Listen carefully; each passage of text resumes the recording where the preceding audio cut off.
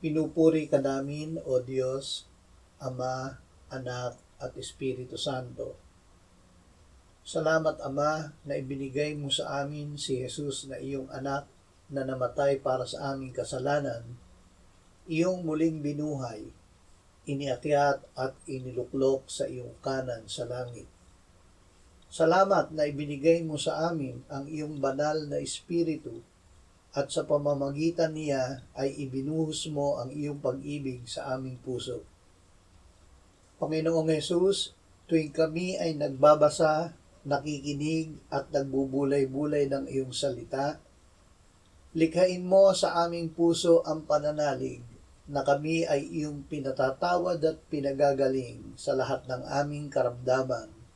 Amen.